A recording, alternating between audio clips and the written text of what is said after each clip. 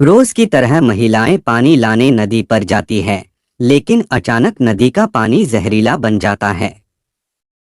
सारी महिलाएं अंदर बेहोश होकर मरने लगती है।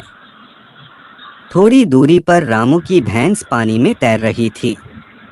थोड़ी देर में वहां का पानी भी हरा बन जाता है और एक एक करके उसकी भैंस पानी में ही मर जाती है। आगे वह देखता है, जंगल के अंदर से एक हिरन पानी पीने नदी पर आता है और जैसे ही वह पानी पीता है, वह भी वहीं पर दम घुटने की वजह से ही मर जाता है। ऐसे ही बहुत जानवर रामू के सामने अपना दम तोड़ देते हैं। रामू को कुछ समझ नहीं आता। थोड़ी देर में सारा हरा पानी निकल जाता है और नदी का पानी फिर से अच्छा हो जाता है। रामू को कुछ समझ नहीं आता और क्या हो रहा है। वो गुरुजी के पास जाता है और उन्हें सब कुछ बता देता है। गुरुजी कहते हैं, कई साल पहले ऐसा पानी हमारे गांव में आया था, लेकिन वह बस कुछ पल के लिए था। जब रामू और गुरुजी पानी के अंदर फैलते जहर का रहस्य जाने नदी के किनारे घूमने लगे, तभी दोनों को एक गड्ढा दिखाई देता है जिसके अंदर का पानी काला पड़ गया था और उसके आसपास वाले पौधे भी काले पड़ चुके थे और वहां पर किसी के पैरों के निशान भी थे। गुरुजी ने एक पौधे का पत्ता उस पानी में डाला। वह पत्ता पानी में गिरते ही काला पड़ गया। रामू ने गुरुजी से कहा, गड्ढा के अंदर इस जहर का राज है, लेकिन अंदर जाए तो जाए कैसे। तभी गुरुजी ने कहा, जहर को जहर से ही काटा जा सकता है। हमें तुरंत नागिन को बुलाना पड़ेगा। उसी का जहर इस गड्ढे के अंदर जहर को मिटा सकता है। लेकिन तभी पानी के अंदर से एक बुलबुला ऊपर आते दिखाई देता है। थोड़ी ऊपर जाने पर एक फट जाता है और उनमें से एक काली डायन बाहर निकलती हैं। डायन खाने के लिए आगे आ रही होती हैं। तभी गुरुजी उन पर 2 आग के गोले फेंकते हैं। आग से डायन को आग लग जाती है। उड़ते उड़ते हुए डायन जंगल के बाहर चली जाती हैं।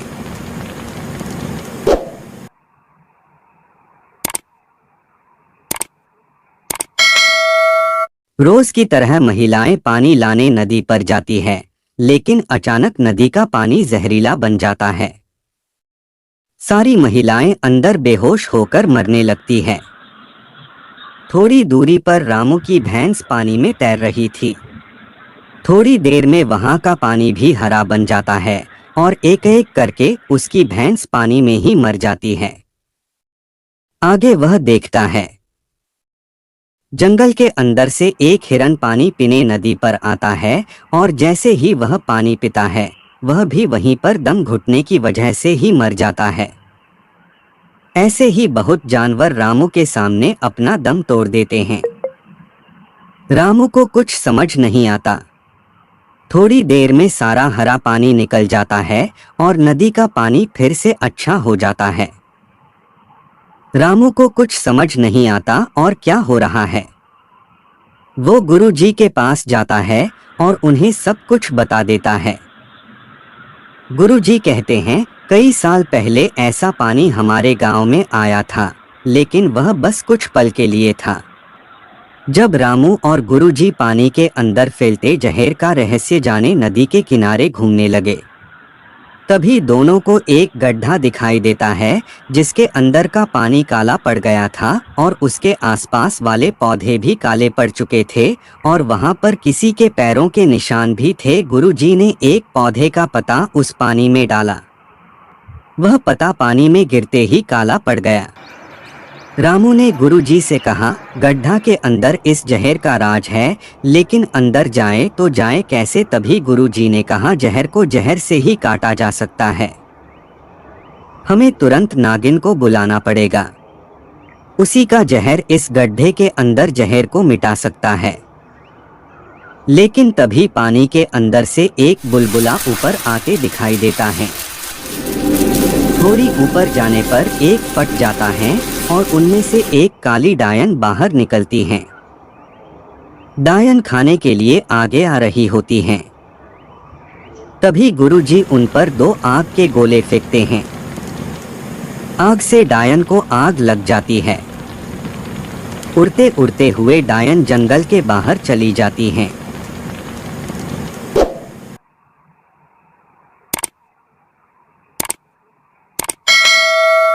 रोज की तरह महिलाएं पानी लाने नदी पर जाती है, लेकिन अचानक नदी का पानी जहरीला बन जाता है।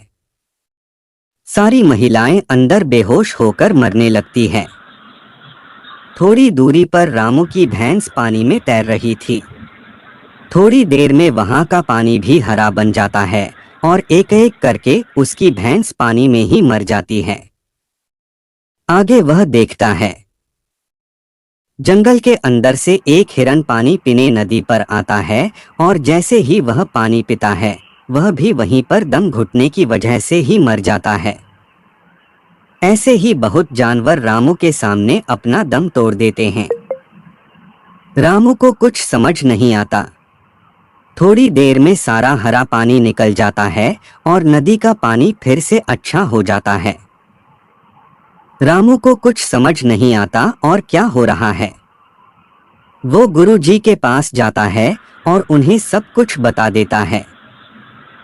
गुरुजी कहते हैं, कई साल पहले ऐसा पानी हमारे गांव में आया था, लेकिन वह बस कुछ पल के लिए था। जब रामू और गुरुजी पानी के अंदर फैलते जहर का रहस्य जाने नदी के किनारे घूमने लगे, तभी दोनों को एक गड्ढा दिखाई देता है जिसके अंदर का पानी काला पड़ गया था और उसके आसपास वाले पौधे भी काले पड़ चुके थे और वहां पर किसी के पैरों के निशान भी थे। गुरुजी ने एक पौधे का पत्ता उस पानी में डाला। वह पत्ता पानी में गिरते ही काला पड़ गया। रामू ने गुरुजी से कहा, गड्ढा के अंदर इस जहर का राज है, लेकिन अंदर जाए तो जाए कैसे। तभी गुरुजी ने कहा, जहर को जहर से ही काटा जा सकता है। हमें तुरंत नागिन को बुलाना पड़ेगा। उसी का जहर इस गड्ढे के अंदर जहर को मिटा सकता है।